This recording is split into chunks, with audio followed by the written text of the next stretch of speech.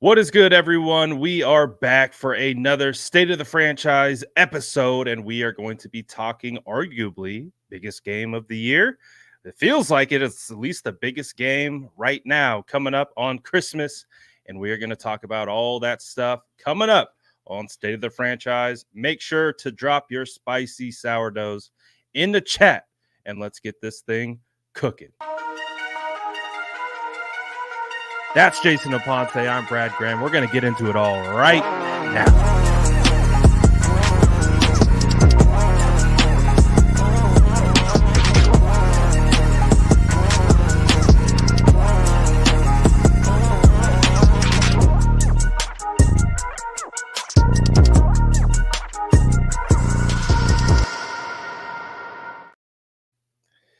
All right, Jason Aponte, we've got a big game. Now, obviously, we did the post-game show right after the Arizona Cardinals, so we've kind of talked about that game. But before we kind of, put a heavy focus on the Ravens, is there anything you want to kind of wrap up from that Cardinals game? Anything from that, or we all eyes on the Ravens? Yeah, two things that really jumped out when you get to watch the game again. Obviously when we do the post game show, everything's vibes. It's me, talking crazy after the game, being entertaining, stuff like that. But, you get a chance to put away those feelings when you watch the game again, look through the numbers, dig a little deeper. I mean, John Feliciano, incredible in this game. I think that has been such a find, the highest graded offensive player on the 49ers. I mean, obviously PFF, it fits my narrative this time, but it lined up with It's my with narrative. it lined up with the tape though. It definitely lined up with the tape. And then the other thing is the missed tackles. They're back and they're kind of steadily rising. Now, that's what's funny about the errors because during wins it's hard for you to get down on anything, one thing, the other. But the missed tackles thing is kind of showing itself. And right now, this game would be the worst time to have those missed tackles pop back up because of the opponent and based on how Lamar makes plays out of the pocket and out of structure. So, what would you attribute the missed tackles to? Is it technique? Is it poor angles? What is it? Not everyone swarming to the ball, because we do know that kind of the typical thought process behind this defense is swarm to the football. One guy holds them up, the other guys start punching at the ball. What would you kind of attribute it to? Because outside the bye, it was like boom, the defense was back. They were cooking. Felt like everyone was flying around. All the hats were to the ball. What's the difference? You think is it as simple as saying, when you don't have Eric Armstead and Javon Hargrave on the interior, you're getting offensive linemen to second level. It's all Did you just and cut out or? Yeah, there you go. it keeps doing that. So and it just makes it difficult. Like what would you describe it as? I think the answer to your question is yes. Because it's not one thing, right? It's not one thing. The one thing that I will never put it on is effort. I don't think it's effort. Like I don't think it's anything like that because it's hard for us to watch the game and say, "All right, these guys are not, putting in the effort." I don't think it's that. I think it is Mhm. a little bit of technique. I think it is poor angles. I think it is a little bit of possible fatigue, injuries, things like that, right? Like it's a multitude of things. So it's hard to nail down one thing. I do know this, and I'm going to stick on this. It is correctable. It is because the 49ers have corrected it, right? I think they know as much as the 49ers win that game going away, but they did give up 29 points, which was a season high. That's a season high right there to the Arizona Cardinals. Now, yeah, some of that's in garbage time. That's fine, but it's completely fixable, 100%. And I think getting guys back will obviously help. But I think that they looked at the film and said the same exact thing. I think we have to go back to right before the bye week when Kyle Shanahan spoke about, these guys, they look like they're playing a little bit slower, and that was due to like travel and playing over and over again. Like there's no bye week. You have that the injuries. You weren't really traveling. Arizona's not too far, but I think it's a bunch of things, and it's not one thing to fix. I think it's all those things, but I do think it is fixable. So, if it is fixable, what would you say like the level of concern is heading into a game where you've got Lamar Jackson, MVP candidate, at quarterback? We know I think their wide receivers are going to be healthy. I think there's been some back and forth with Zay Flowers, Odell, and their practice participation so far. But you also got Rashad Bateman and Isaiah Likely's balling out. He's going absolutely Yes. crazy. So, and they did lose their young electric running back in Mitchell, right? But they still got Gus Bus or Gus Edwards, as we should say. So they have a good offense, and Of course.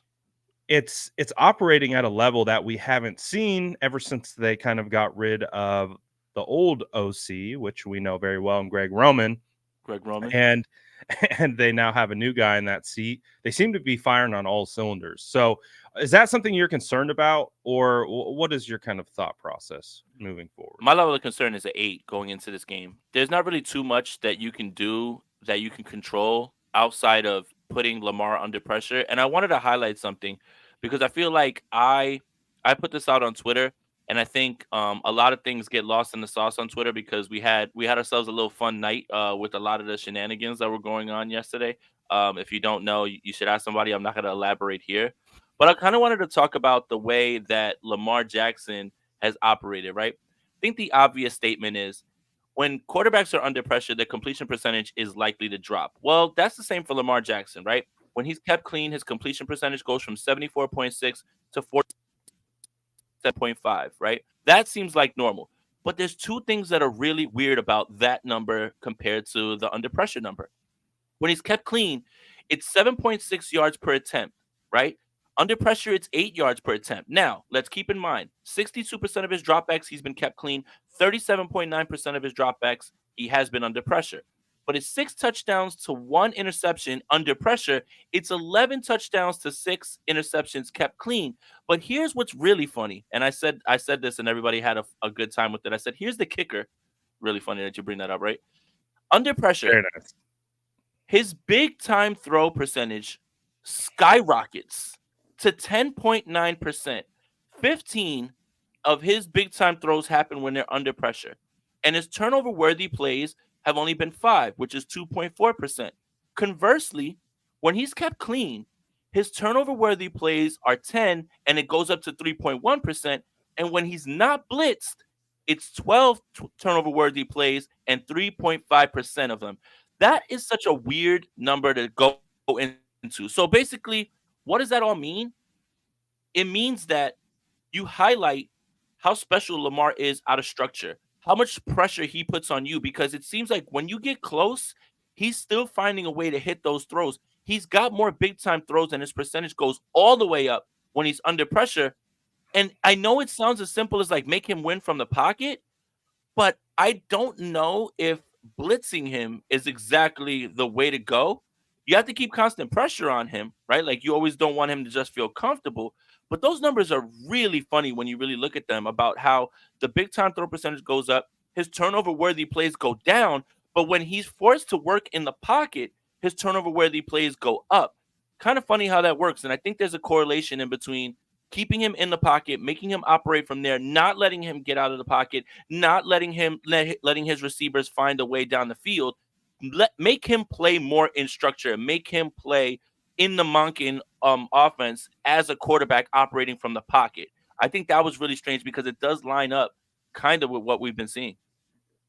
Well, he's such a dynamic player. Like, and again, we know how amazing he is with his legs. And again, we were talking about it kind of before the show started, and we were talking about his testing at the combine, or lack thereof, we should say, because he wanted to be evaluated as a quarterback and not have that why oh he's going to be a wide receiver in the league or he should be a running back. He's so dynamic with his legs, and typically those types of guys who have had that type of ability their entire life, they know how to make things shake when things start to break down. And when they are getting pressured or they have to step up or out of the pocket, they can make it happen. So that's interesting that the numbers kind of match up with that.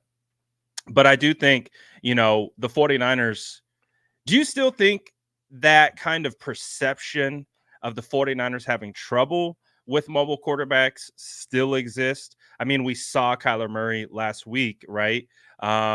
What's your thoughts on that? I think everybody struggles with mobile quarterbacks. When like Fair, fair. I don't know, I don't know many teams that are just out here stopping guys who are making plays on third down, who are dynamic with the ball, right? Like I, I don't think that that's something that's just right to the 49ers. I think because there was that 2020 season in which every running quarterback did whatever they wanted, right? Like we even saw Yeah, Carson Wentz, remember against the Eagles, like yeah, run yeah, RPO. yeah. Guys are missing their scrape exchange. Um, I think that's been the overarching perception, but I think they've been much That's better, true. obviously. And everybody struggles with those types of guys. I mean, there's guys that are not exactly as dynamic as like Jalen Hurts or Lamar Jackson with their legs.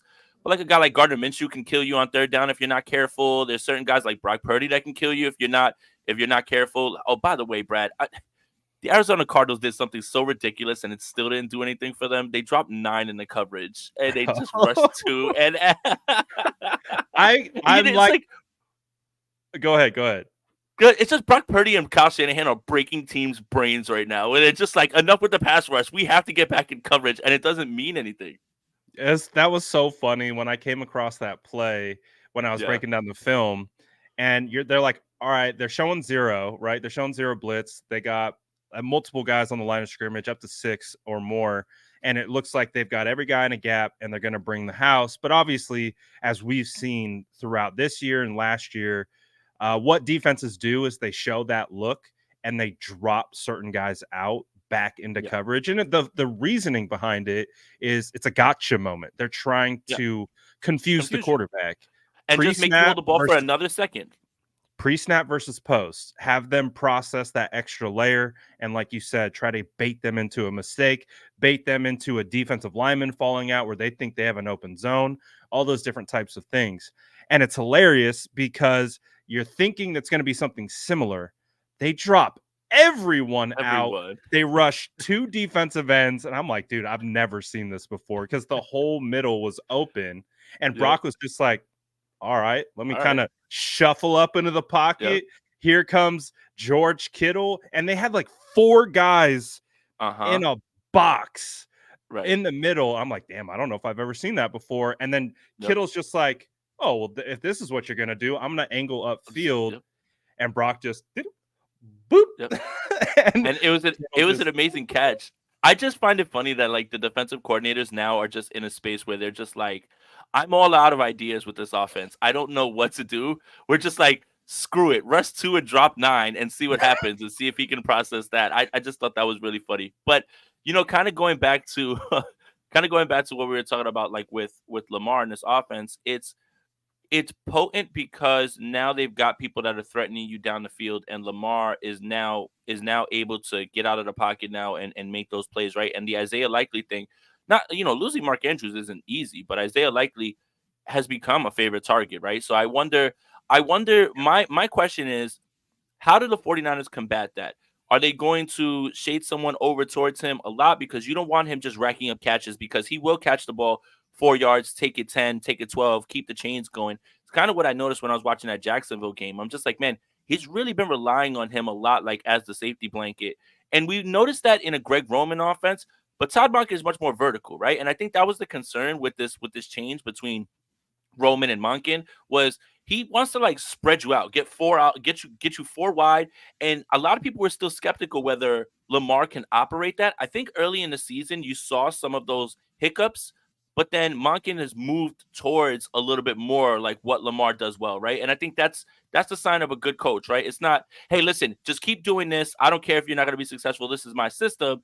It's, hey, look, you're doing this well. Let's keep this. You're not doing this well. Let's dial this back. Let's run with this, right? Like they're not even really doing too much in the screen game. I think they have like the least amount of screens in football. So that's something that you would think if someone's blitzing you, that's how beat the blitzes, get the ball out. They don't really run screens at all, especially considering Keaton Mitchell and Justice Hill are there. So I think it's kind of fascinating the way scheme and personnel have to blend together, and why so many people are just like, well, this coach is really good. Okay, but like you have to blend your personnel and you have to blend your scheme to strengths of your personnel. And I think that's what you're kind of seeing little by little. It may not always look good because there are still some things that, while Lamar is fantastic, dynamic, I've gone on record and said him and Cam Newton are the 2 most disrespected MVPs in the history of football.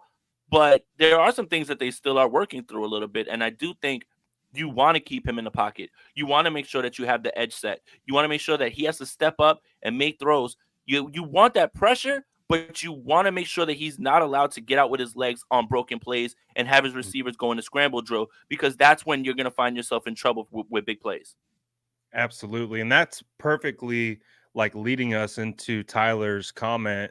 And appreciate the super chat. He says, Jason and Brad, for this game, what do you think our game plan of the offense and for the defense? And right now, we're kind of talking about the San Francisco 49ers defense and how they combat against an MVP mobile quarterback who can sling the rock all over the field.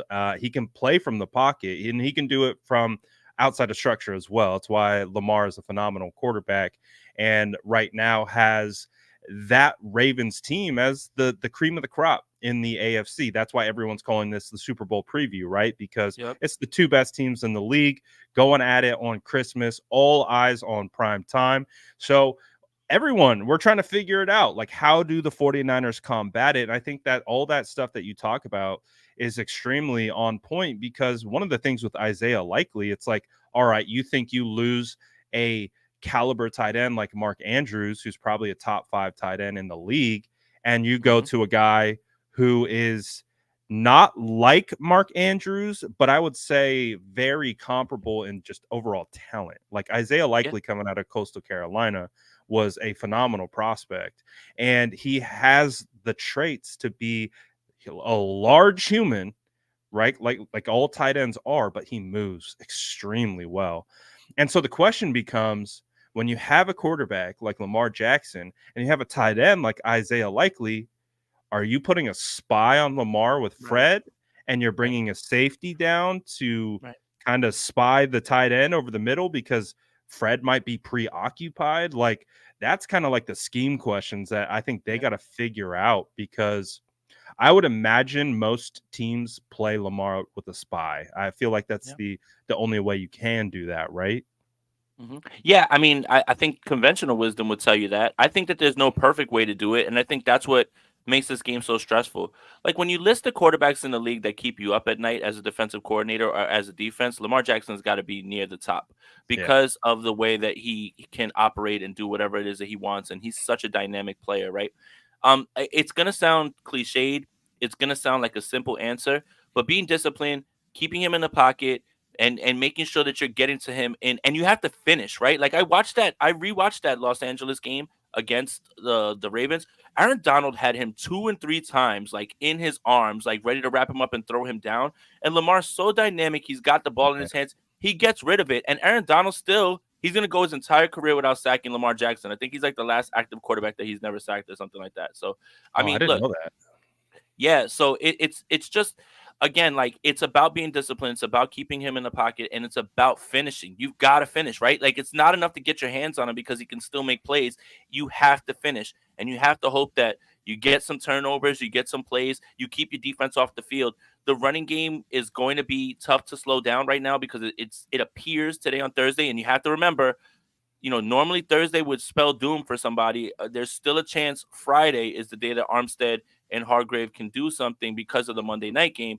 But again, discipline, trying to slow down big plays, and just trying to keep Lamar in the pocket, make him operate from there and beat you. I know it sounds easier said than done, but I do think it's as simple as that when it comes to that. And also, I think I just saw today's practice report. Ronnie Stanley is not out of concussion protocol. And that is Really? no like small that's no small thing. That is No. no small thing because Ronnie Stanley's probably their best lineman right now. So for me, when you look at how the 49ers can do it, you've got to finish. You've got to be able to take advantage of whoever's going to be backing up Ronnie Stanley because that is essentially like the 49ers missing Trent Williams in a game. And that's really big because Ronnie Stanley's really good. Of course. And to like kind of piggyback on your thought processes from like a scheme point and like how to contain Lamar. Like that's you're not stopping Lamar, you're containing him. And the same thing applies within the pocket. It's like these guys have to get to depth on the edges at the defensive end spots and they can't allow him to leak out the top, right? So I would Right. say from my perspective, that's the worst case scenario because then he's got right or left of the field to just kind of survey. And that's when your cornerbacks go from 2 to 3 seconds guarding to 5 to 6 to 7. That's where you get penalties. That's where you get explosives Scramble drill. downfield. Exactly. Or you just get Lamar taking off with his legs. And so it feels like one of the key emphasis is going to be on this D line, containing him, like you said, Yep. within the pocket. So that means we're not probably going to see a ton of inside moves by Bosa and Chase trying to, set up outside speed, counter inside, unless they get to depth.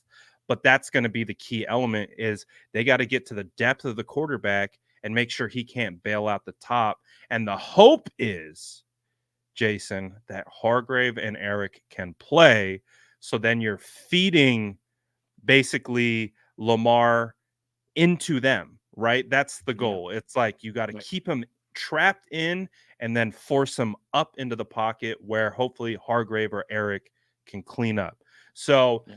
it's and that's a tough task. It's much easier said than done, right? Yeah. So it's it's gonna be a tough one, but that's why this game has so much hype to it. That's why this game, everywhere you look, everyone's talking about this is the one because they understand the different dynamics and the elements here for both teams at play. And it's like, well, you look at we talk about those elements, but it's like, man, we know the 49ers defense have the ability to do these things that we're talking about. You've got Fred Warner, who's arguably probably definitely the best cover linebacker in the NFL. So I remember that 2019 game against the Ravens where that like really popped out. He was like in coverage, like 20 to 30 yards downfield on With Hollywood Hollywood Brown. Brown, Yep. who's one of the fastest guys in the Fastest league. guys.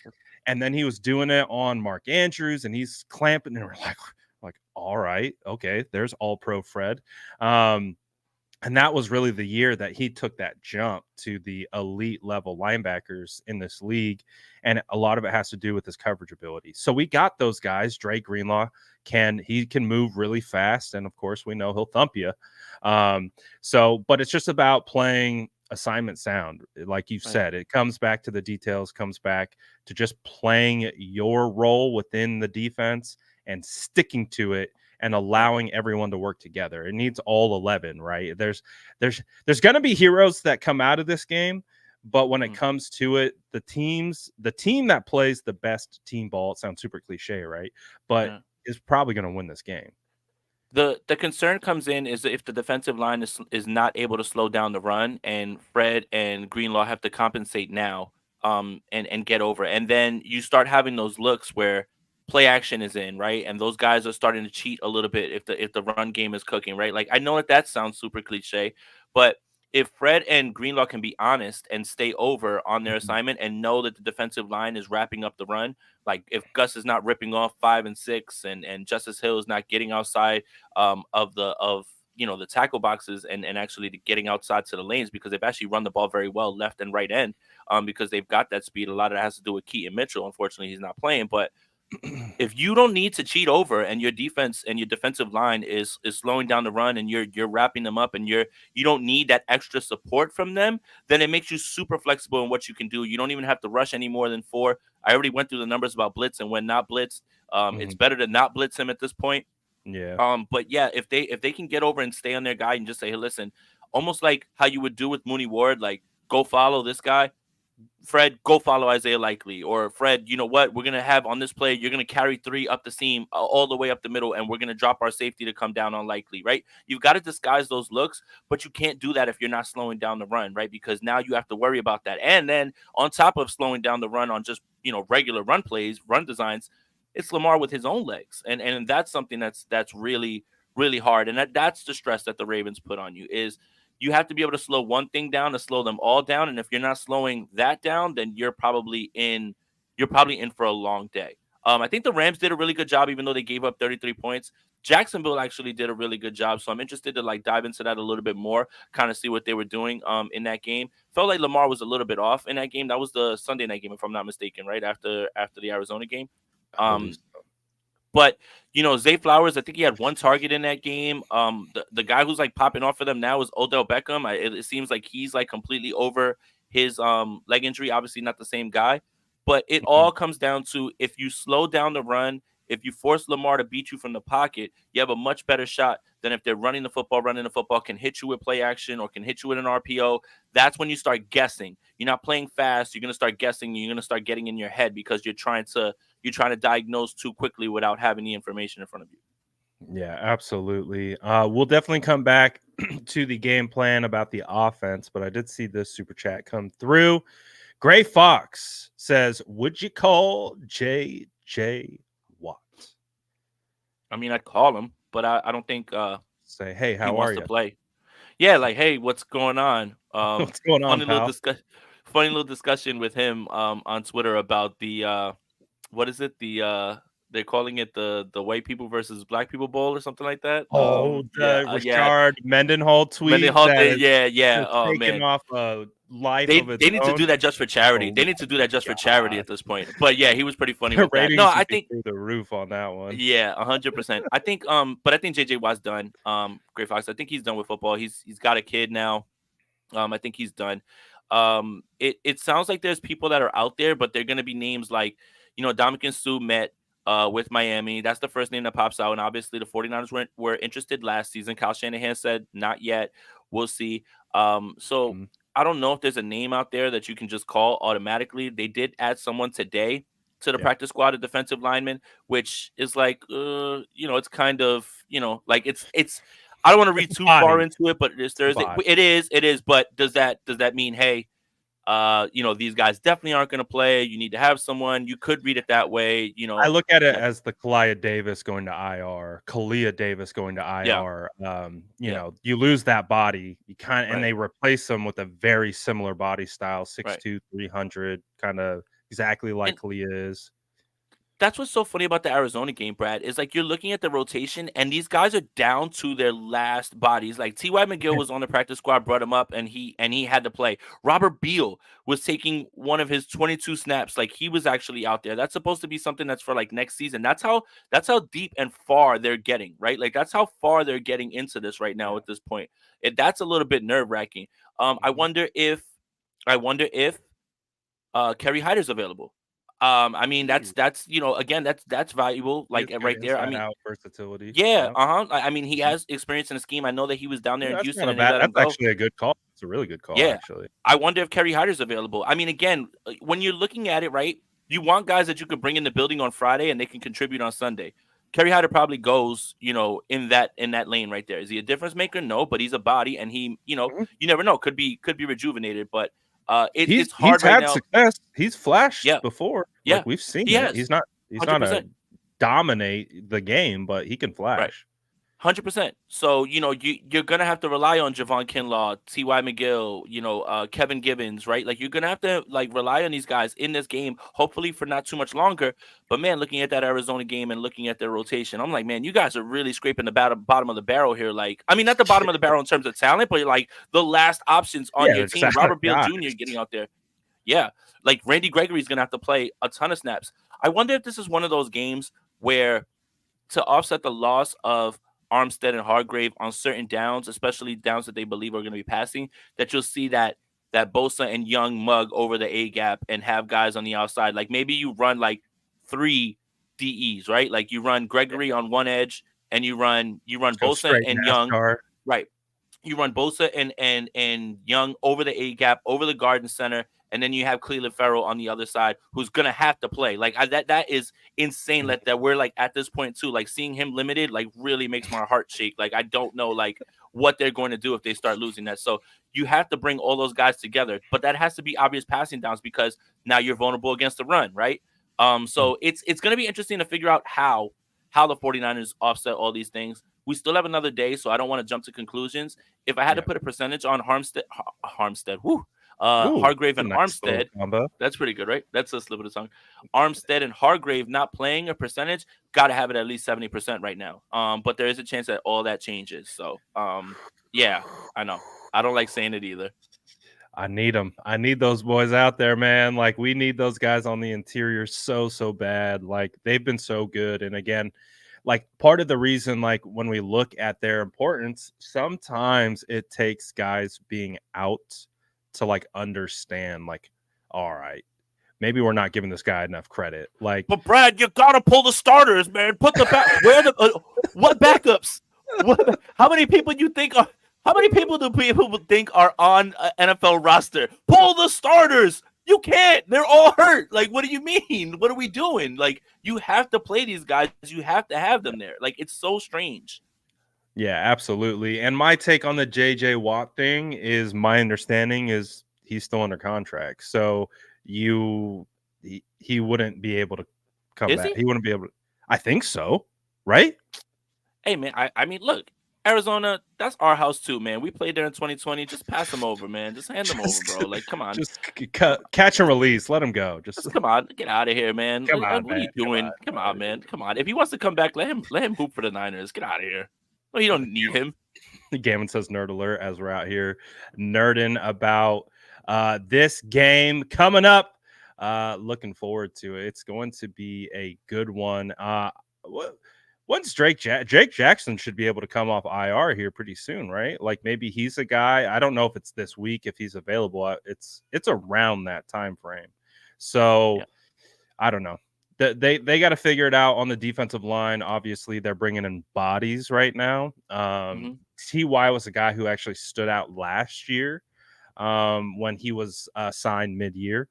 So I like Ty. I would like to see what he could do with a couple more reps, and stuff like that. But we'll see. That defensive line and Hargrave and Armstead's availability is going to be crucial for this game, because they have a good offensive line too, right? Yeah, like, they got Lindstrom, like he's one of the best offensive linemen in the NFL. Obviously, the Stanley thing that we're trying to figure out if he'll be able to go, but overall, they just have a solid freaking offense, even with some of the injuries that they're dealing with.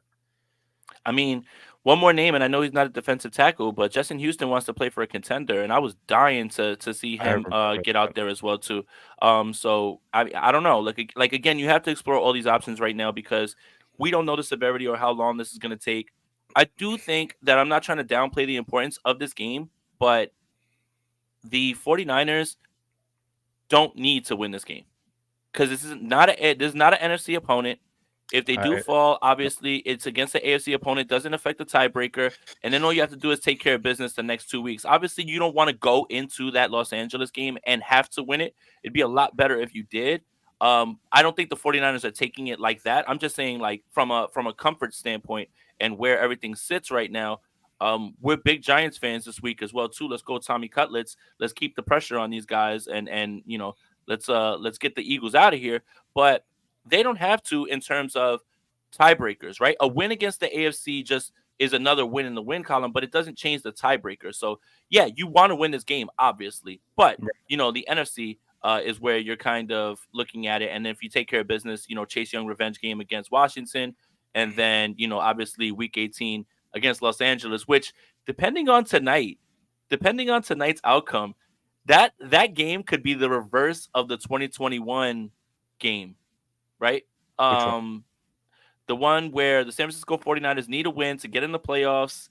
They're at yeah, right? Like, that game has a completely different feel, right? And interesting. Yeah, right? Like, the 49ers have already won the division, right? Obviously, with a loss, the Rams still won their division, whatever.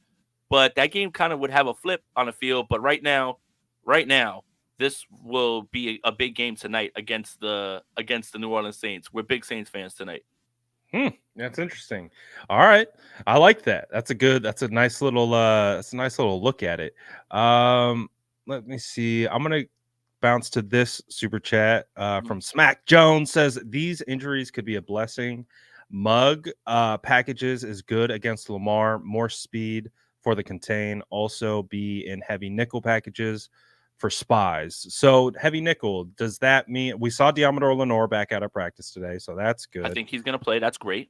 So we're going to have Ambry, Demo, Ward quickly. Yeah. Is Ward all pro? So definitely top 5 cornerback in the league. Would you say top 3? Yeah, 25 PBUs, 2 interceptions on Sunday, 4 targets, 0 catches allowed. I mean, he's been on fire out of the bye. Yeah. Absolutely on fire. And that's the thing is, out of the bye, Steve Wilkes' biggest adjustment, everybody thinks is on the defensive line, was clearly in the secondary. Hey, Ambry Thomas, you're in. Lenore, kick inside. Right now, Mooney, go cover one guy. Go cover one guy and go follow Just him everywhere, man. follow. Yeah, just follow him. And I think when we talk about the cornerback position, it's so much about confidence. It's so much about confidence, right? One or two plays can make you sink or swim. Harkens back to Akilla Weatherspoon. Be 3 straight games where this man looks like he's cooking. And He's going then to be that guy, and then just right, and then one catch over his head, and that's it. Like, I mean, I'm not saying that's Mooney, but when you give him, hey, go get DK, go follow him. Like, like, all right, coach believes in me, and then he starts to play well, and he's starting to knock the ball away. His confidence is at an all-time high. I'm just nervous right now. He might be playing himself into a bigger bag, right? Like he may just come back a and say, bigger bag. He already yeah, got the oh bag, no, but yeah, there's a bigger oh bag no, coming for Charvarius Ward because it's another. That's he got paid with 0 name value.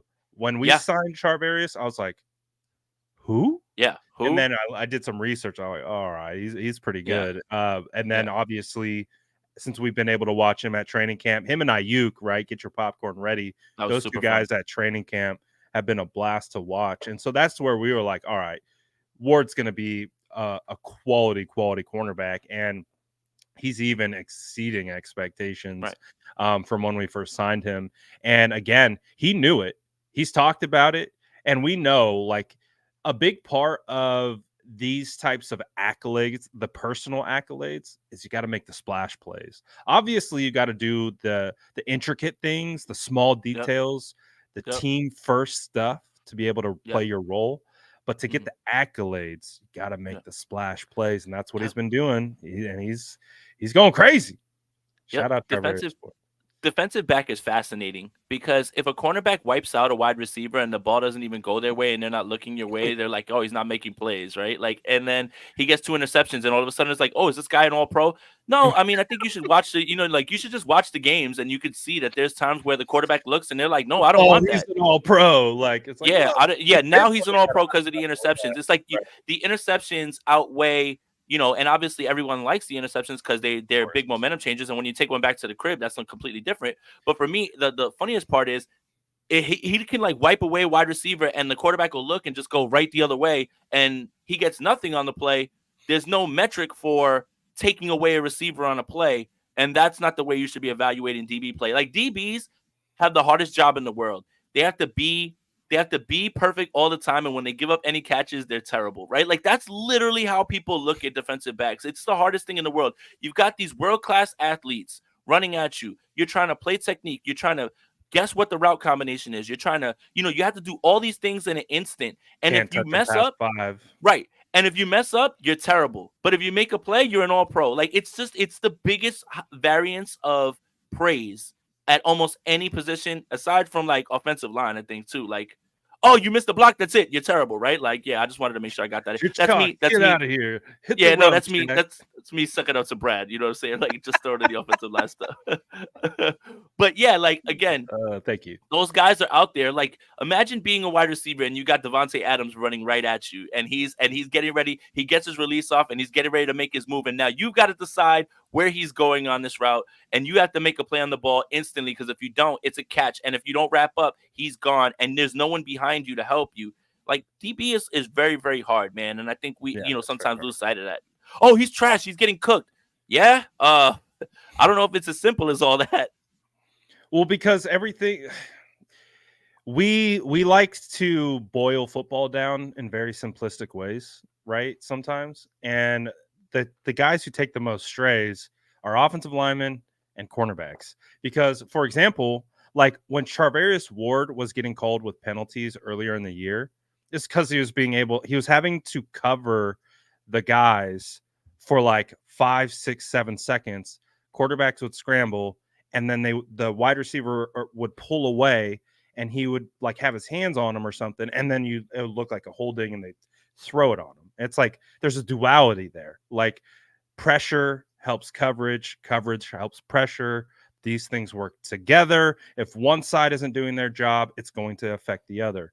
And so it's like there's a lot of duality, there's a lot of nuance, a word that we use all the time when talking about football, because it's a reality. It just doesn't get discussed all the time. But we have a better pass rush. Look, our DBs are thriving. It's funny how that works. Like, And it's like also the same thing with like sacks. Like it, we judge defensive linemen off sacks, but it's like, yes, sacks are cool, but there's so much more that goes into it, Right. because how many times can a guy like walk into a sack, or Right. Drake touch a Jackson. guy down? Yeah, like it happens all the time. So it's like, Yeah. obviously there's nuance involved into the Right. impact of the sack, Is there how it is comes nuance about. allowed in football? Can I ask you that? Is nuance and context allowed in football, Brad? Not when it comes to talking about it on social media, which I Ah, do enjoy dabbling in. hyperbole But only. yes, hyperbole, all that good stuff. But as you know, we know better here, so we like to try to bring that context to the table, Hmm. and bringing something else to the table. Obviously, one of the main national talking points heading into this game is about the MVP. So Hmm. we don't spend a ton of time talking about that stuff. Obviously, we're talking about the accolades with Mooney Ward, All Pro, that kind of stuff, because he's just playing at that level. So let's talk a little bit about this whole MVP thing, because I think the notion is that whoever wins this game, whether it's the 49ers, Christian McCaffrey, Brock Purdy, or Lamar Jackson, that's your MVP right there. I think that's what it is. I know you've had your stance on like how impactful Tyreek Hill has, and I've taken that away though. which I is took very that away in valid. the post It's game. very Yeah. valid though. Yeah, but it's very valid. He's been Hmm. playing insane this year. Hmm. But they So just lit up the Jets. Once they did that, I was like, all right, I think my argument is kind of debunked a little bit. and then so with that notion, that narrative, do you agree with it? Do you disagree with it? Is there some truth to it? Do you Mhm. believe that the MVP is going to be on the winning side of this game between the Ravens and the 49ers? I think this is going to be the signature win for either, right? Mhm. All three of Yeah. them. And I do think it's these three. My MVP can't go into Buffalo and put up 10 points and lose 31-10. So Dak Prescott, you're not in this conversation anymore. You're out of here. Bye. Jalen Hurts 3 weeks ago as the MVP, 3 straight weeks without a passing touchdown. Bye. And that's why everything has to remain fluid, right? No matter who Yep. you think the MVP is in 1 week, it doesn't mean that that's who it'll be in 2, 3 weeks, right? So, right, like when you look at this game, it is going to be a signature win for one of them. One of them. And it depends on who does what. Like if Brock goes out there and the offensive game plan, I think is going to be let him throw the football. And I think it's about manipulating those linebackers. By the way, why did they let the Roquan Smith go to Baltimore? The NFL's dumb sometimes. Like I don't get this. Like how you let this happen. And Patrick Queen is a dog, but you want to get those I don't know guys why the in spot. Bears traded him. I guess they didn't want to pay him, but I like guess. I don't But know. then there of all places, my God. I know. The thing is you want to get these guys in space, right? Like you want to make them cover and you want to get them against Kittle. You want to like no disrespect to those guys because they're at the top of the game as well, too, like in the same way that Fred and Greenlaw are. But you want to put them in a position where they have to cover Kittle. They have to cover Mhm. Debo in the slot. Maybe you could find a way to kick Ayuk on the inside and manipulate that with a little bit of Christian McCaffrey run action. And if they just slide a little bit to the left, then you've got to throw in. Like, I think this is a game. I think this is a game where the 49ers actually put it in Brock Purdy's hands. I mean, not that they haven't been the entire time. It feels like they're just throwing the football as soon as they start, and that's because of how well he's playing and how Kyle Shanahan feels. But this is Brock's opportunity right here on national television against the Baltimore Ravens, 11-3 against 11-3, for him to go out there and put up a performance that, regardless of whatever you say about the playmakers, regardless of whatever you say about the play caller, it's going to leave no doubt. And it just says, hey, you know what? That's his signature win, right? Because everybody's always going to find a way to knock down whatever Brock has done. Well, it's against the Cardinals. Well, it's against Tampa Bay. Well, it's against the. All right. Now it's against the Baltimore Ravens. Now this is going to be the last team that is the best team that they're going to face in the regular season before they get to the playoffs. What else are you going to check off on the boxes of his resume? That is the one. That's the Yep. last one. Yep. So if he goes out there and he slings the rock, he doesn't even have to throw for 4 touchdowns, right? What he had 242 and 4 against Arizona. Hmm. If he goes out there and he looks like the man, right? Like for much Hmm. of that Cincinnati game when he was outplaying Joe Burrow, if he Just in looks like that control. guy, yeah, just Yeah. in control, and he looks like that guy on national TV against Baltimore in a very much like better if you won game, not a must win game, better if you did win game. I think that solidifies it. I think that's the last box that everyone needs to check before everyone kind of just comes on down to the train. Like, and conversely, if Lamar goes out there and he hoops and the Ravens find a way to win, how could you not look at Lamar and say, "Yeah, man, look, they just knocked off the best team in the world right now, like, and they're gonna get the number 1 seed." And then what if Christian McCaffrey, goes off again against his Baltimore Ravens team and he puts up 3 tugs, right? He's got 22 touchdowns. It's it's interesting because this game will decide essentially the MVP. It's Yeah, about I who's agree. going to seize it and who ends up with the win. It's a fascinating process, and it's kind of funny how all this came to a head right Mhm. here in this game. If you would have told me in the beginning of the season that there would be 3 MVP candidates playing in this Baltimore Ravens Niners game, I probably would have just said, "I want whatever you're on. Like, please, like, explain to me like whatever it is." But this is how funny football is week to week. This is the game that's going to decide the MVP. It's the game of the year. It's a possible Super Bowl preview. It's two teams that have a history. It's a PTSD filled history for 49ers fans, Mhm. but Mhm. this is the game that's going to decide the MVP. Not to put anything more on it. I know Brock Purdy and them are like at practice. They're not watching this or anything like that. But yeah, this is going to be big, man. This is huge, and it's going to decide the MVP, and it's gonna change the national media's mind on both these teams, right? Like if the Niners go out there and they win, the small majority that's out there that doesn't believe in the San Francisco 49ers are going to have to shut up completely. Because if you don't, like, you already look dumb, you're just going to look dumber, right? And you're going to lose all credibility. So for me, this game is so big in terms of narratives, MVP, and kind of just can't even get words out, the trajectory of both these teams heading into the playoffs because they're on a collision course to Vegas.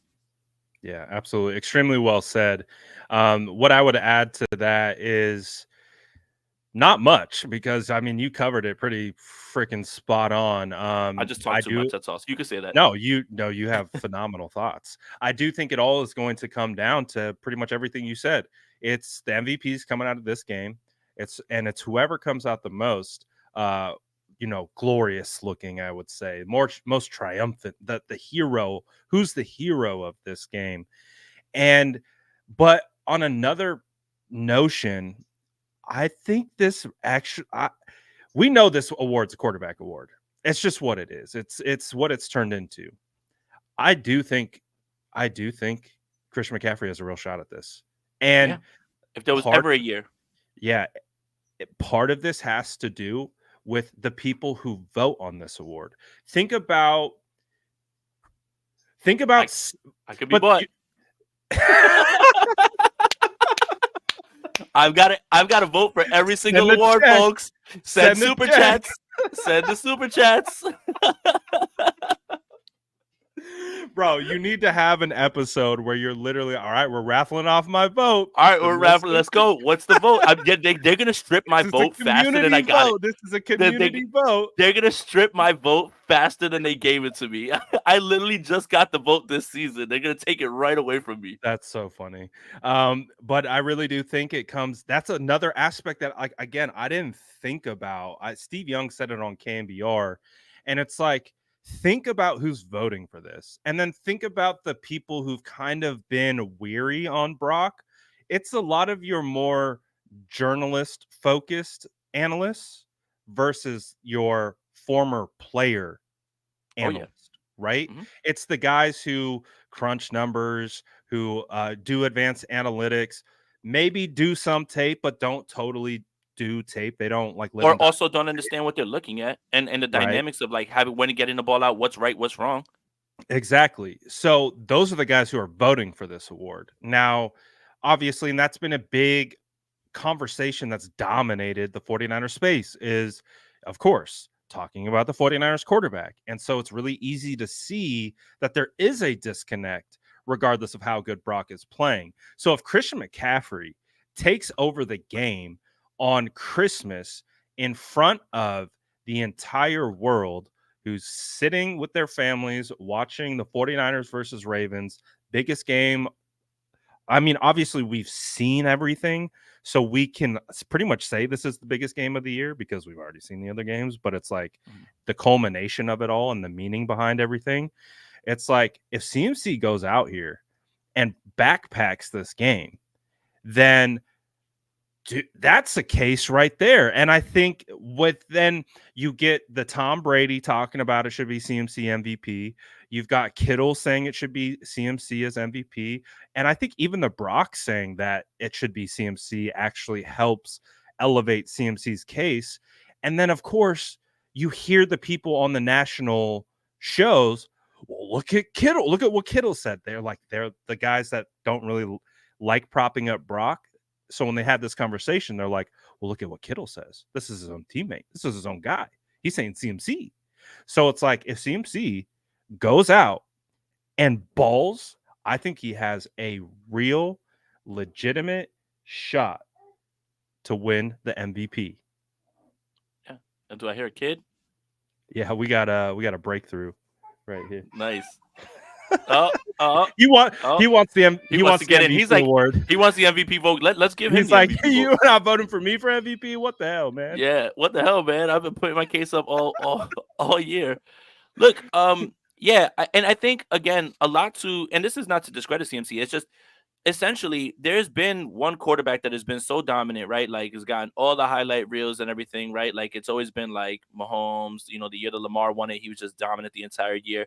But the thing with Purdy is, and why people, again, and I've said this a million times, why people have such a big problem even giving him the smallest amount of credit is because of where he was drafted. And I think it was Charles Davis that said it. He said, when us evaluators, when we cover a guy and we give him an undrafted free agent grade or a 7th round grade, and he comes out and plays like this, it forces us to reevaluate our process. And it forces us to say we were wrong, right? That's the hardest thing. Again, remember, back to get it right, be right, right? That's the problem. And that's why it's so much easier to bet against, well, it'll eventually happen. It'll eventually go bad. It'll eventually, because it's something you've never seen. So again, no matter where you fall on all this, just remember that if Brock Purdy was drafted in the first 3 rounds, there'll be no discussion. He'd be running away with this award, running away with it. I'm talking about no one would even have a hesitation. His numbers in Vegas would be plus they would be minus 1,000. Like it would already be like in the bag, right? It wouldn't even be this close. But I thought it was really impactful that Charles Davis said that, because he says, once I get done with the season, I turn into draft season, and then we have to look at ourselves after we say, we put a 7th round grade or an undrafted free agent grade on him, and then he plays like this. We got it wrong. And he was like, and this is a guy right here. So it was refreshing to hear someone take accountability, say that they were wrong. And I think that is a little bit is what's missed in this conversation, and why it's so hard for people, again, to give this young man credit, whether you believe he's the MVP or not. I'm not even talking about that. I'm just talking about saying that he's been balling, he's been hooping. And that's the part that it boggles the mind, because nobody's ever seen anything like this, right? Kurt Warner was the undrafted guy who won MVP. They made a movie about him. That's cool. That's not the rule. That's the exception. And Brock Purdy is turning into the exception to that rule, because there's only been, I believe, 1 or 2 other guys in the 6th round. They put up this graphic that have won the MVP. So it's hard for people to wrap their minds around it. Like it's hard. It's hard for the national media to say anything like out there, and I mean, like, take a strong stance, even though you've got a full season of sample size for you to go off of. It's not like they're asking you to do it, one day, or, 1 game or 2 games. It's not like we're asking you after Pittsburgh, is he an MVP candidate? Like, for God's sakes, we've got 3 games left. Like, and he's already put these numbers up. Like, it's all there for you, and he's just doing everything. Like, it's hard for people to admit to something that they have never seen before. And I think that's really where it's at, without just giving him a little bit of credit, never mind the MVP. Yeah, and a lot of people, honestly, just feels like they've been brainwashed that the only way that you can be an elite level type quarterback is if you just pull the entire team along. It's like, yeah, that's it. You have to have no weapons. You have to be the catalyst that is moving everything forward. And if you're not that, then you're not an elite quarterback. You have all the weapons. But Brad, poor Patrick Mahomes, why doesn't he have a receiver? He needs a receiver. Poor Patrick Mahomes. Someone please think of Patrick Mahomes. What about Kadarius Toney, man? Oh man, it's remember what I said, I think last show? If you're drafted in the 1st round, right? People will give you chance after chance after chance. Again, I'd love to see Sam Darnold in his 49ers offense. Why? because he was drafted in the first round. If Right. Sam Darnold was the last pick, he wouldn't even be in the league. But because No. he's in the first round, oh, I know. You know what? Maybe in this offense, seventh year's the charm, eighth year's the charm. Like it's harder to give up on a first round pick than it is to give credit to a seventh round pick because it's something you've never seen. How many first round picks are going to continue to get jobs, right? Mac Jones is about to be out of New England. Guarantee you someone picks him up and says, I can fix him. Guarantee you. Zach Wilson's about to be out of New York. Guarantee someone picks him up and Oh, says, I absolutely. can fix him. I can fix Absolutely. him. Let me get my hands on him. It's always the first round guys. Always the first round guys that you'll look at and you'll say, I can fix him. But when it's Brock Purdy, he's either got to be good or bad. And I don't know how many times we have to say it. Like, I got into an argument with somebody at a bar about that. Well, I think Sam Darnold could operate the 49ers offense. I almost lost my mind. And then think about this. All right, look. How long was Sam Darnold in this game against Arizona? How long was he in for? How many snaps? 5 snaps? Who? So I saw him make 2 throws. He threw the football and I wanted to puke. Like, it looked awful. Like, it just looked terrible. And I'm like, that's not because, oh, well, he's rusty. No. It's literally like, look, and then Dual Threat says, oh, well, Sam Howell. I think that's funny. I thought he was saying, like, someone's going to give Sam Howell a chance, right? Someone's going to give, Sam Howell might Justin get Fields. paid. Yeah, that's what I'm saying. Like, think about that. Like, think about all of the first-round quarterbacks that'll continue to get shots, that'll end up as career backups. And there'll Right. be a coach, there'll be a GM, there'll be an organization that'll say, I feel like I can fix him. But yeah, when Sam Darnold went in that game, I was sitting and my stomach was turning because it's not the same thing at all. And if you believe that Sam Darnold can operate this offense, I want to know what you're on. Let me know what you're on, and I'll try it because maybe it'll help me see it. But I don't get it. So again, like it's just funny to me how the first round grade, second round grade, how that bleeds into, well, there's new information for you to process. Are you going to change what you said, or are you just going to say, well, it's easier to bet against that? And that's exactly what it is. But yeah, man, Sam Darnold going in that game was real bad. It's just because I really think people have a hard time really evaluating intangibles and honestly understanding how to rank them when it comes to quarterback play.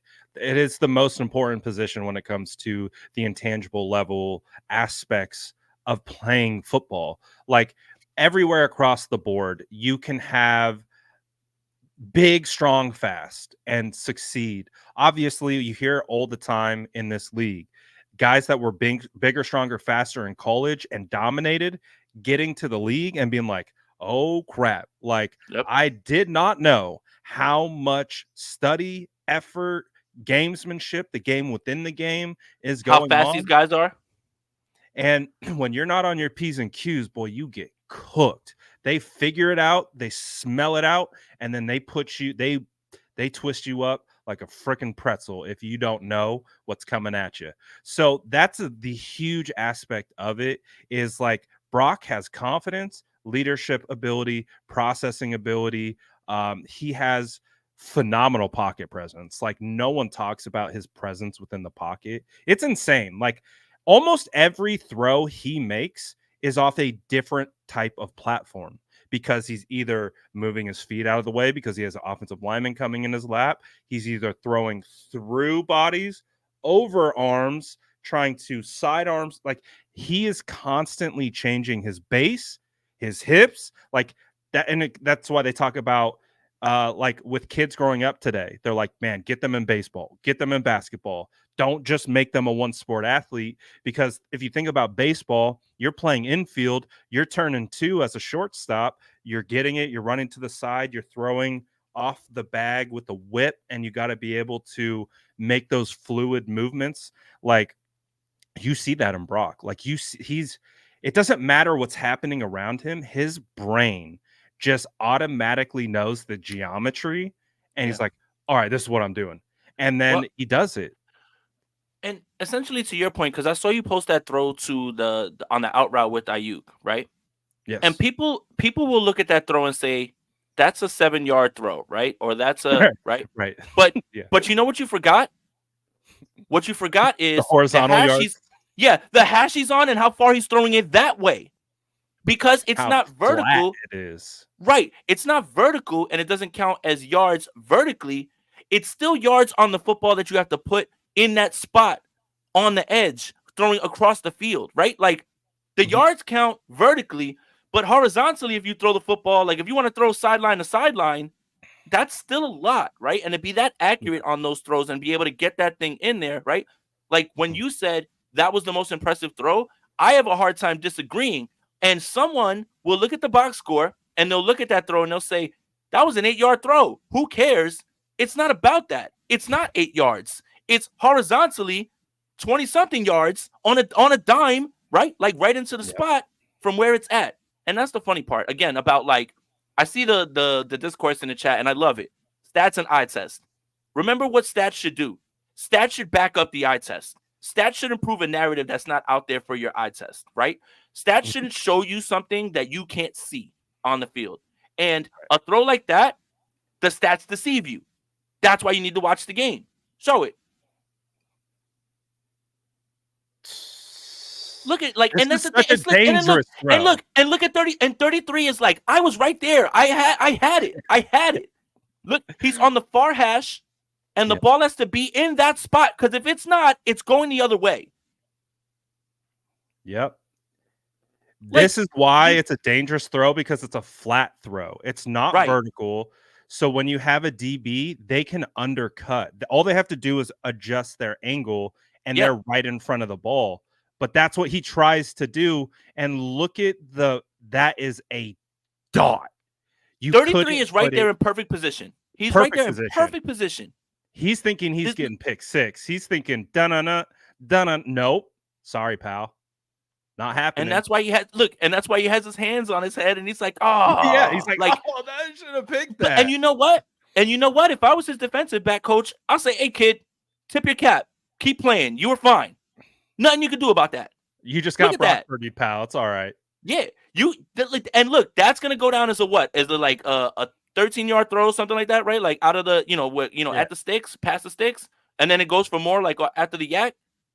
But look how far that is from there, and that's why like air yards, right? Like oh, that's not air yards. The hell it ain't. The hell it ain't. The ball's in the air, and if we judge from there how many yards it is, it's not nearly enough, right? Like so, it's Mhm. that should And always look back up what you see. and I mean, when you look at it again, it's like he's throwing with a sense of anticipation. The windup begins as he's entering his break. You see the depth of the cornerback. He understands, like, the cornerback's like, "Oh, pick." So you see him undercut, Yep. Yeah. and because Brock has enough velocity and enough zip on this ball, this And it thing had to be out at that travels, moment. yeah, like 30 yards on a rope. Yeah. On Like a rope. that the cornerback is actually in the better position than even his wide receiver to make a play on the ball. He Like, broke on it. yep. He literally go back. Cause look, I want to see where Ayuk is when he gets to all right, so go. When he gets to the top of the route. So you're looking at 33 right here. Look, and 33 is at the top of his route reading, and he sees, okay, Ayuk's going flat. All right, this is a sideline throw. Look, now he's gonna Oh, break. yeah. He's just The ball's breaking. Look, coming. all he's The doing is ball's breaking coming. to the ball. Yep. And oh my god, like that's the thing. Again, like it's hard to argue with people about the season that Brock Purdy's had if you can't quantify these throws and understand this type of play and understand how difficult that was, even though when you look in the box score, you see a 13-yard catch. You know, if that ball travels that long vertically, then everyone is, de-eating it, right? Like they're all over it, right? This right here Like is Stephen really Ruiz pulling up right, 30-yard pass plays right, of Kurt Warner. It's like if you right. just took the angle of Ayuk and you did some geometry and you just And moved him to sent the him the other middle way. of the field, like that's why It's this is more impressive throw because the DB's got eyes on Brock the entire time, and this is why this is such a high level throw because he's reading the eyes and he breaks. That's the point. To be able to yep. get it beyond him is the insane part of the throw. Because And like Charles Davis on the broadcast, oh, that was a bad throw. Like that wasn't a good yeah, throw. It's like, no, it's a phenomenal throw because he completed it. If it got right. picked, it's a bad Then it's throw. a bad But throw. the fact that he got it by him is what makes it exceptional. And the fact that a player, right, a defensive back who we just gave props to and how hard it is, a defensive back could make a play like that, be in perfect position, and get nothing. And Yep. get nothing. I mean, it's a credit. Ayuk runs a great route too. Like, I don't want to lose that in that. But Yeah. as a defensive back, you're taught play the torso, right? Like, don't get lost in the feet, right? Don't get lost in the shoulders, right? Like, because the Yeah, torso you play can the continue hips. to look at, right? Play the hips because they can't, I'm not gonna say they don't lie, but you can't change those, right? Like, they can only go in certain directions, right? Was But that a Shakira reference? oh, damn it, I didn't want that to come out like that. I hated it as soon as it was coming out of my mouth. I promise I you. love it. I But think it's beautiful.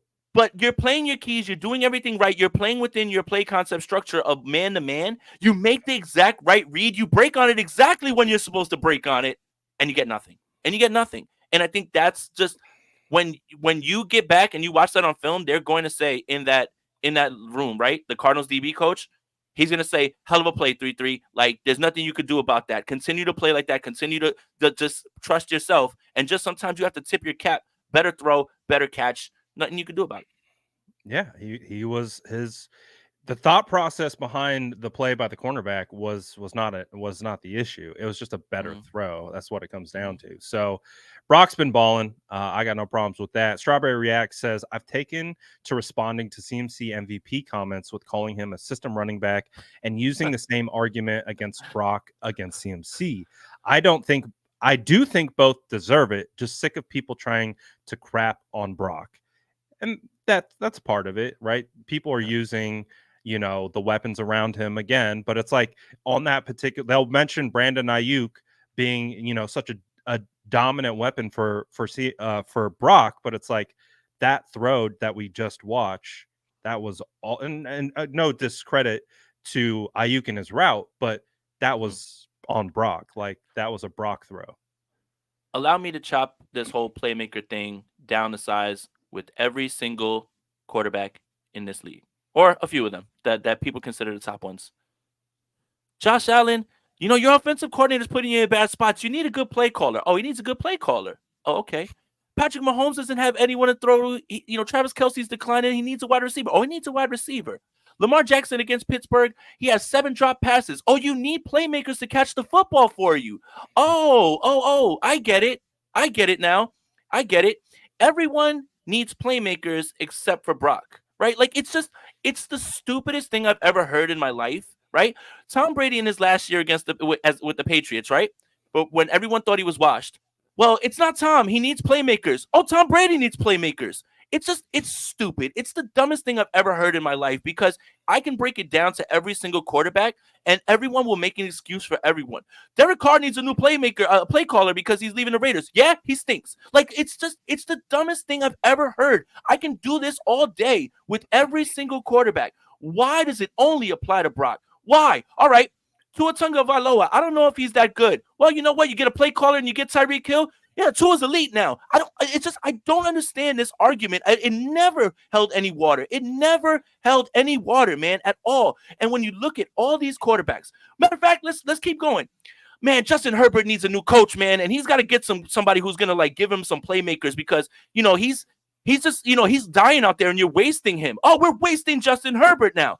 It's so stupid. It's the dumbest thing I've ever heard. I can do this all day with all these quarterbacks. If CeeDee Lamb went down tomorrow for the Dallas Cowboys, well, what is Dak Prescott going to do? Throw the ball to Michael Gallup? I mean, what do you want him to do? Exactly. Everyone needs playmakers. All of them. Every single one of them. It's ridiculous, man. I don't understand it, man. I really don't. And to Jonathan Clark's point, Brady won 3 Super Bowls with Troy Brown and Deion Branch. Impressive, nonetheless. His first Super Bowl, he was very much the definition of a game manager. Very much the definition of a game manager. Defense, that's another thing you can add to the list. And we forget about, no matter how much we crap on Bill Belichick right now, because it's popular to do it right now. Right. Stop playing with the Patriots defense. Yeah, the year that they won all those games, look who walked through the door. It was Randy Moss. Now, obviously, that's kind of funny too, right? Give them Randy Moss and they start breaking records. Everyone needs someone Everyone needs something. Complementary football is how the Patriots won those games. They didn't turn the football over, and neither did Brady, right? That's how they won those first few. Then Brady transformed his career into being a guy that lifts everyone. It has never been Brady running the show, especially in those early few years. He was very much the definition of a game manager, 100%. Yeah, it took him time to develop within the system and build the confidence and then continue to improve his game until he got to a point where he could pull an entire team. And like that's the part with like obviously it's a little bit in the future, but eventually Brock's going to get paid, and when he gets paid, we're going to lose some weapons, and we'll We'll see see. that continued maturation and development. I'm not comparing him to Brady. I'm just saying he's only in year 2 right now. He's Yep. going to get better. He's going to improve, and he's Yep. going to continue to elevate his game. And I don't think people understand the concept of evolution in football. You're either improving or getting worse. There's not a lot of guys that just stay the same. So Brock is very young, 23, second year. This is going to be his first full season, and he is going to be able to continue to improve his game. So it's fine. It took Brad Graham. it took a lot. It took a while with Brady, right? It took a while with Brady for people to Yeah. come around. Brad Graham, one more example. Matthew Stafford's wasting away in Detroit, man. You got to get him somebody. You got to help him out, man. He's throwing the football phenomenally. Goes to the Rams. He gets a coach. He's got Cooper Kupp, and he gets all these. Like, it's just, it's crazy to me and baffling how everyone forgets the things you've said about quarterbacks that are in this league that do not apply to Brock Purdy at all, right? It's just, it baffles me, man. Like, it makes no sense, you know? Like, it's just, it's crazy because even the years that Aaron Rodgers was kind of slow, out of the gates. Oh, his receivers. He doesn't trust his receivers, even Aaron Rodgers. It just, none of that argument about playmakers has ever made sense for any quarterback ever, right? Troy Aikman has won a ton of Super Bowls as a Dallas Cowboys quarterback, being the most glorified game manager in the history of football. I will say that one more time with my whole chest.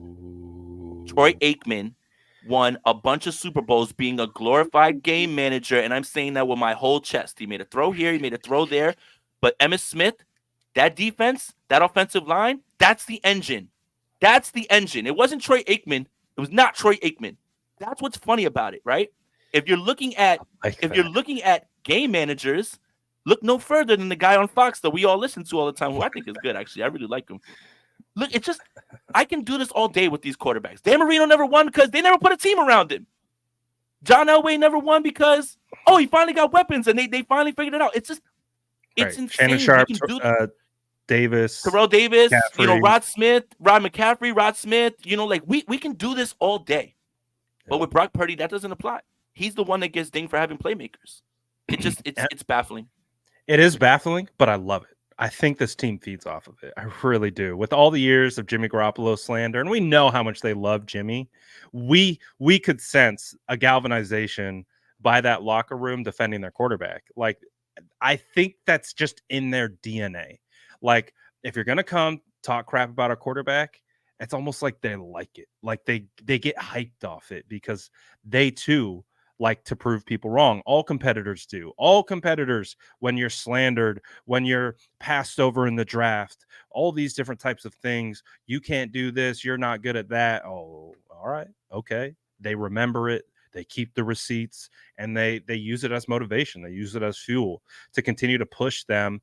Like Christian McCaffrey was talking about it. He's motivated by everyone thinking he's injury prone and giving him that label. And that's why I think part of it is he's so adamant about playing all the time, is because he doesn't want to be that guy. He wants to be a 3-down game changer, and that's what he's been. And he's been absolutely phenomenal at it. So I do think it's hilarious, though, that all these analysts in one breath will say football is the ultimate team game. And then when it comes to individual evaluation, well, he's got look at the weapons around him. Anybody could. Anybody. I could put my neighbor down the street in there, and we just win the Super Bowl. I love the guys on the street. I could go in there. Yeah. Yeah. All right, man. Chill, pal. Sure, pal. You couldn't even repeat a play in the huddle, Not let one. alone take a snap under center and throw a completion. I love that tweet. Could you gain 5 yards as a running back in an NFL game for $100,000? At the answer, and look at me, you watching me, me also, is absolutely not. There's not a chance that you would ever get 5 yards in an NFL game Unless you have for the most 100,000. dominant offensive line that literally just creates a It better running be no, no, lane. no. And you know what's crazy? That running lane can only get run through by superior athletes. Our normal selves are running. By the time we get through, there's a linebacker who's ready to smoke you. You will get Yeah, nothing. You will get absolutely. nothing.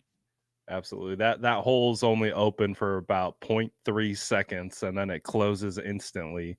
Yeah. Hilarious. Beast Mode Gaming says people will hate simply because they see his success that they don't have, especially when you come from the bottom of the pack.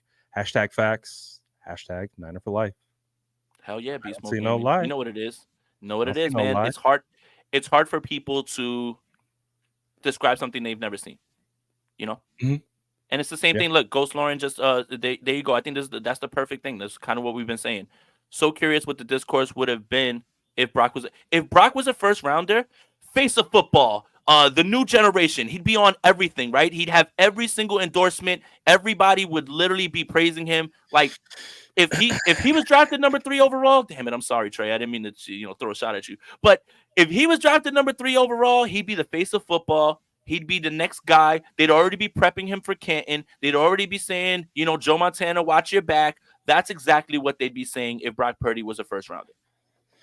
It's funny that this got me thinking about this because I don't think I've ever shared this story before, but to the point of that, it's like I think I'm gonna call us old heads because we're older and we have a lot of experience evaluating, watching, having our own trials, being able to watch everything, right? So we're either jaded, we have a lot of experience, we have a lot of knowledge, so we evaluate at a much higher level than let's say a 7, 8, 9, 10, 11, 12 year old, right? So we get that discourse. We get the nitpicking and like the kind of trying to properly quantify something. I went to a Dude Perfect show, Jason, in San Jose SAP Center. So where the Sharks play. So pretty big, arena, about 19K, 20K people. It was taking my son to go see them for his birthday. Shout out to my sister who got him the tickets. And we went as a family. And part of the bit was like, they came out in like a Steph Curry jersey, right? Appealing to the home crowd. Everyone's like, go on, Steph Curry.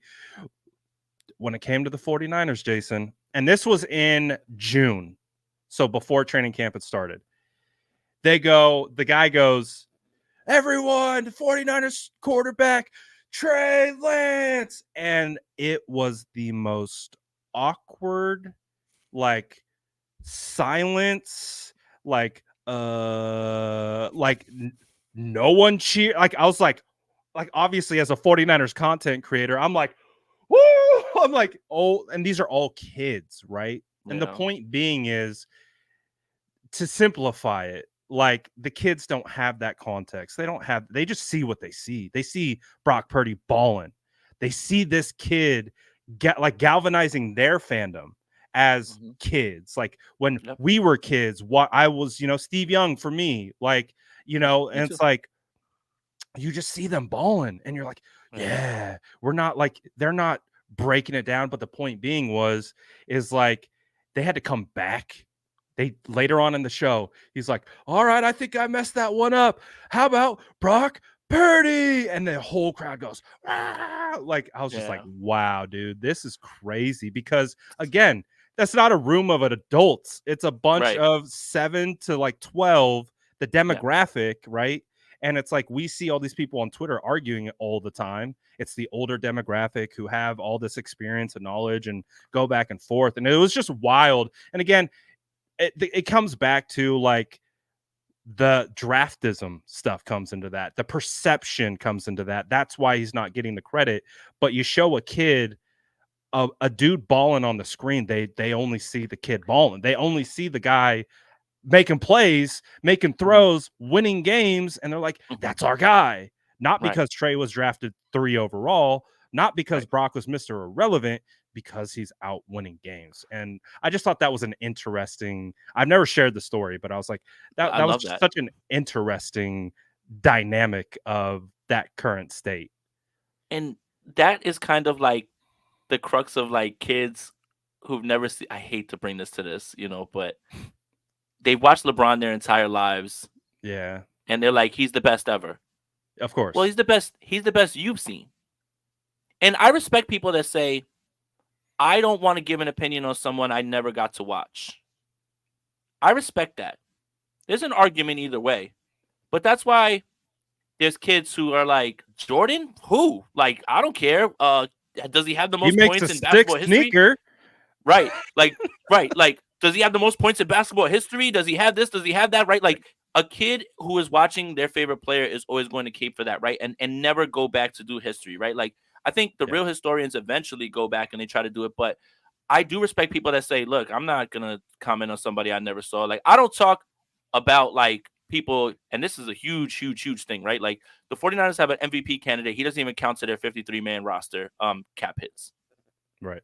I believe Arch Manning, I thought I saw it today on ESPN. Arch Manning makes more money than Brock Purdy. Arch Like Manning. 3.2 in Arch NIL. Manning. Yeah, Arch Manning. He's a college quarterback. Arch Manning. right. Um, but yeah, like it's that same sort of thing, right? It's well, I love LeBron. I've been watching LeBron. I don't care about Michael Jordan. And it's same thing kind of like with rappers, right? Oh, my favorite rapper, a kid will say, my favorite rapper is J. Cole. I don't care about Nas and Jay-Z, right? Like, oh, I don't care about, and why should they? I'm the J. Cole guy, by the way. No, you are. I'm the Kendrick Lamar guy. I'm the J. Cole guy. Um, I'm the Kendrick Lamar guy. But it's it's hard for a kid who hadn't lived through that time to understand that stuff, right? Right, And right. you can't blame them for when they see something that's happening in front of them and go for that, right? Like so, like to that point again, there was so much more that Purdy had put on tape at that point, and again, you have to remember the sentiment. The sentiment was that the 49ers, if Brock Purdy didn't get hurt, yes, Arch Manning makes more money than Brock Purdy. Arch Manning makes more money than Brock Purdy in NIL. College players make money. He made 2 point something million dollars this year. Arch Manning. I know that doesn't sound right, but it's Mhm. 100% correct. Of course. And Brock Purdy makes $800,000, something like that. Not even worth the cap hit.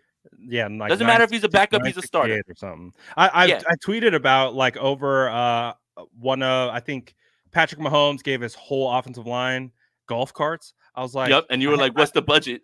I was like, I hate pocket watching, but what is Brock's budget for O line gifts? Because dude's got a root. And again, it's like that's the function of him being the last pick, right? Brock Purdy, $870,000, MVP favorite, $2.8 million, Texas backup quarterback. The backup quarter, not even the starter, the backup. And that ain't even Manning money. That's not even Manning money because he's a Manning. That's not Manning money. That's NIL money. There's a lot of people that would say, Caleb Williams, why would you leave the NFL? You're probably going to make more money sitting at USC next year. So there's a guy who's a backup quarterback at Texas that makes more money than Brock Purdy. And Brock Purdy is on the cusp of clinching an MVP. After Texas, Brock. Yeah, that's why Brock has a roommate and he's making homemade pizzas. Cali's rough, bro. He said he's making homemade Christmas pizzas. He is. I mean, the poor guy, man.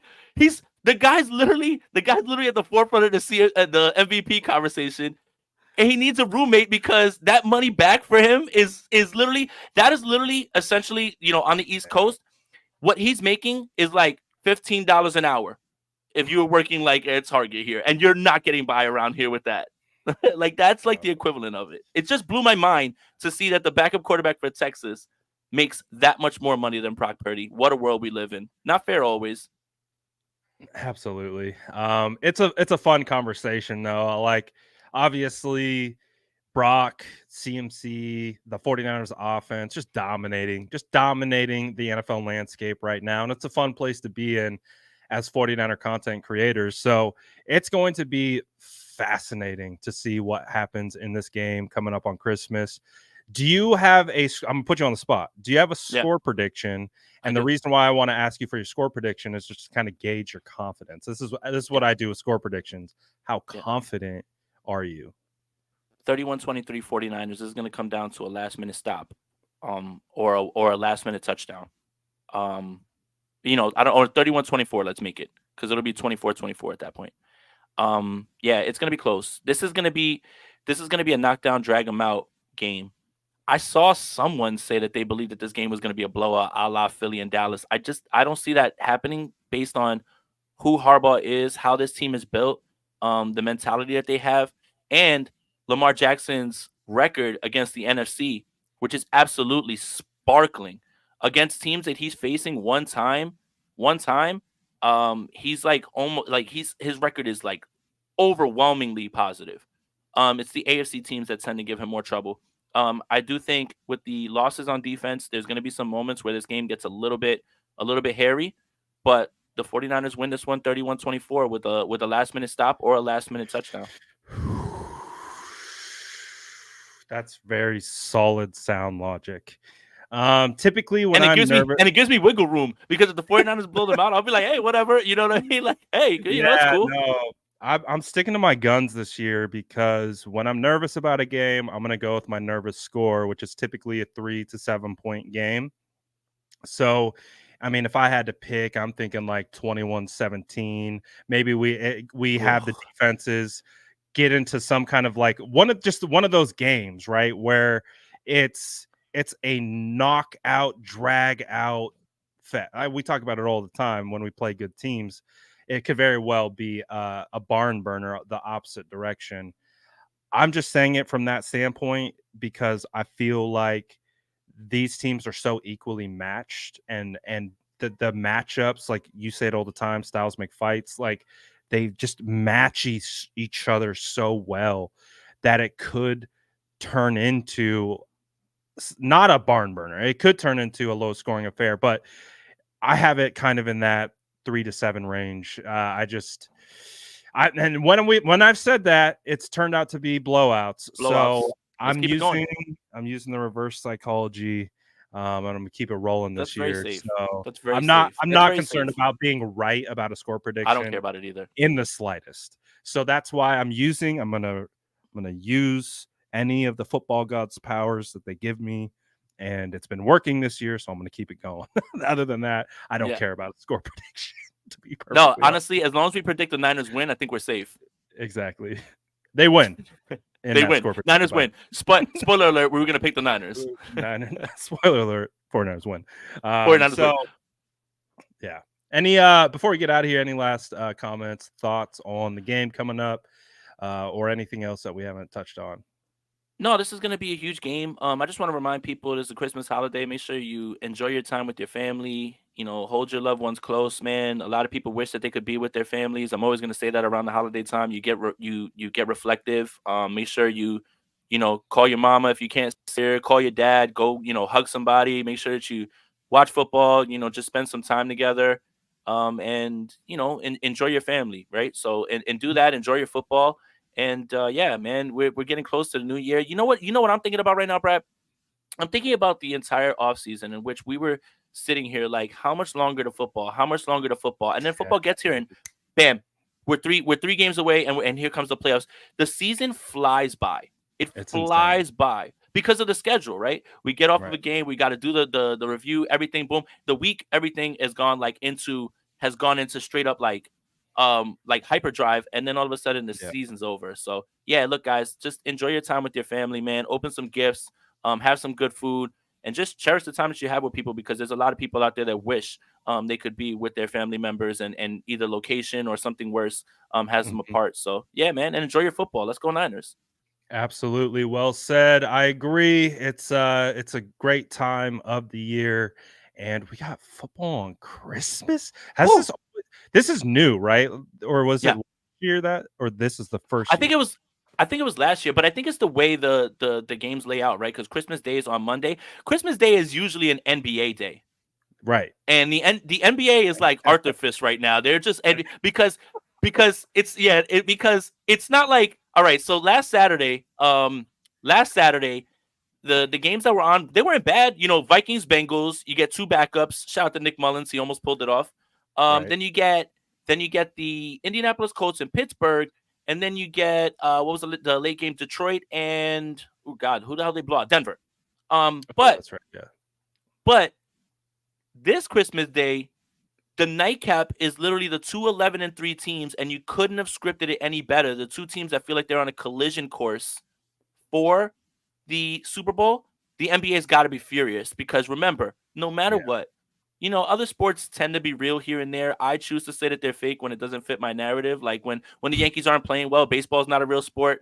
Like I'll say that. Like when my bets don't cash last night, like when I bet on the Knicks and Nets game and I bet like over under on certain guys, basketball's not a real sport. Just remember this: NFL is always king, always going to be king. Every single day that it's on, NFL is king, and it does not matter who's playing, let alone the Ravens and let alone the 49ers. Oh, shout out. We got a nice little parting super you so chat much. from Lil Heater. Says thank you both. Merry Christmas. Merry Christmas. Merry Christmas. To you all. Have I seen the sleeper promos? Let me find out Brad Graham is down with sleeper. I know we got underdog. We got over a competition. Here. Hold on, we're gang. We're underdog gang. We're underdog gang over here, man. Sleeper coming through, baby. Watch out. Oh wow. Coming through. We got beef. We got beef in the streets. And the reason I cover half of my face with the mic is for better sound. Is someone but really look, I'm very beautiful if you want to see. There you go. Ooh, there we go. Watch out. Watch out. Spicy Ponte coming through. But shout out to every single one of you guys who always join with the State of the Franchise. Can't believe it's going to be another year, Jason. 3 years doing State of the Franchise? That's crazy, man. That's the craziest. Time flies. That's the craziest part. Talking about time flies. You know what's the best part? Is the season, however it ends, which is going to be with the 49ers lifting the Lombardi. Tell them. It goes right into draft season because the San Francisco 49ers have a first-round pick. The draft content this season is up. I'll see you in Mobile, bucko. Let's go. Because there's a lot of people to go see. The 49ers, we're going to be looking at tackles. We're going to be looking at tight ends, like defensive backs. What a time. What a time. The content's not going to stop. State of the Franchise is going to be cooking all through the offseason because draft content is at an all-time high. The 49ers have first-round picks that they can reload. Good God, we get to do first-round mocks. It almost brings a tear to your eye. Dude, we don't have to wait to the third round anymore. Dude, it was so depressing. Like, we couldn't even, drown our sorrows of last year into draft season because we're like, oh, we don't even draft till the end of the third in the comp pick section, which is basically forced. It was like, oh my gosh. The combine is going to be up, right? Like we're going to get to do all those things where we get to do evaluations, and it's just, I'm so happy, man. So there's a lot of content coming down. State of the Franchise is not done after the 49ers win the Super Bowl. We're never done when it comes to 49ers because they always got us talking about something. So it's going to be. That's absolutely true. Good call. There's really I can't wait for this offseason to be filled with do get rid of Brock Purdy and bring in I just can't wait for it. Like just people just yelling and saying dumb stuff at the end of the year. Yep, look, I can't wait to get through Justin's guy. Yeah. Jacob Cowing gonna take over the Senior Bowl. I can't wait to get through Justin's DMs because he always sends me good prospects. And by the way, Justin is so supportive. Like he was like, damn, you hit Laporta, you hit James Cook. He's like, why don't you ever I'm just like, yeah, I'm like, it just took them a little while longer. So, for every time that I miss, nobody ever comes to you and they say, hey, man, you were actually right about this guy. And then he's like, yo, Will Mallory just needs looks. And Justin's always on top of it, bro. Shout out to him, man. He definitely knows his prospects, man. Yeah, he knows how to evaluate. He's got an eye for it. And so do you, Jason. Don't sell yourself short. I know. Shut up. You don't have to flatter me. I'm not flattering you. You admittedly have only been kind of dipping your feet into the valuation pool for I'm new. 2 to 3 years, right? The one that I'm ready to take the victory lap on because it sounds like he's about to start, and I know that it's for the team that we despise right now. But the Eli Ricks one, don't let Eli Ricks turn into a hooper. That's what I was gonna say. He's starting for them, right? Yes. Don't let Eli Ricks turn into a hooper. I will never let anyone forget it. So for every time that you want to say, "Oh, you got it wrong with this guy," come back and say, "I'm sorry." when I identified Eli Ricks and said the 49ers had to draft him because he's a stud outside corner that went to Alabama and he transferred from LSU. And now, look, he's about to start, and he's better already than the guy that they got there. They had to push him in there. Dude, it's just so gratifying. I don't know. See your draft sons, like, even if it's not with your team, just find that success. Like, for me, I'm getting it's dual pronged because, of course, I love Rashad White, but I have Rashad White in almost all my dynasty leagues, so it's Yeah. actually benefiting me. Yeah. So it's like watching your draft sons just ball out. Rashad White is a third round running back. He's now top 5 running back in the league. Just absolutely balling out. It's like it's so much fun when the guys you identify start playing really, really well, and you're like, hey, I could do this. I could do this. Yeah. All right, like I get evaluate. some right. Yeah. Yeah. You know what?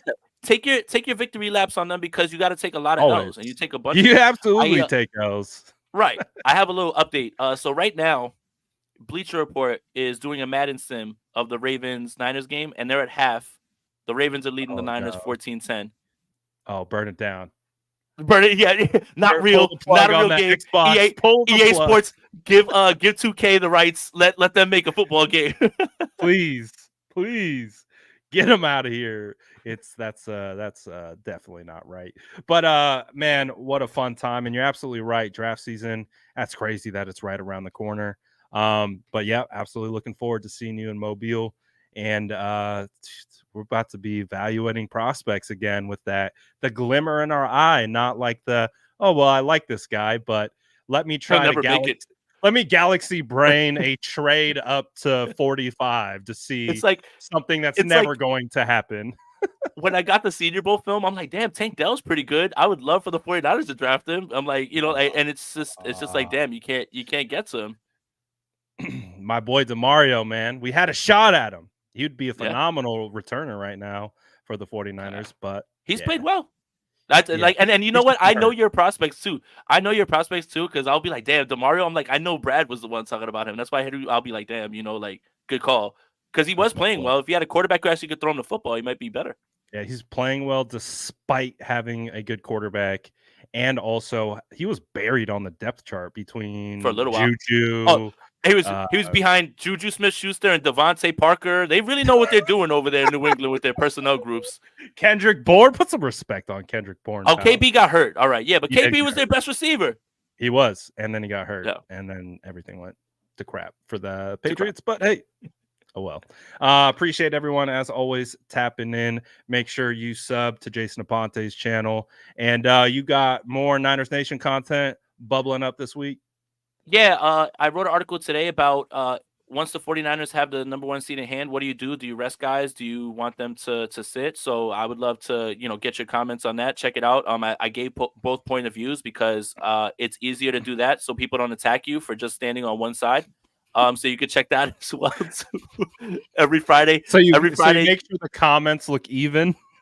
Yeah, so like some people will say, well, I agree with this sentiment or I agree with this sentiment. It's not me saying you have to arrest people. Like, you don't do that. Like, you don't do that. But so and then Friday there'll be a prop bet article that I've been doing pretty good just not the last 2 weeks. And then catch us on the post game on Monday night. Hopefully we're it's not a silent night because I'm gonna be in here screaming if the 49ers do what I think they're gonna do.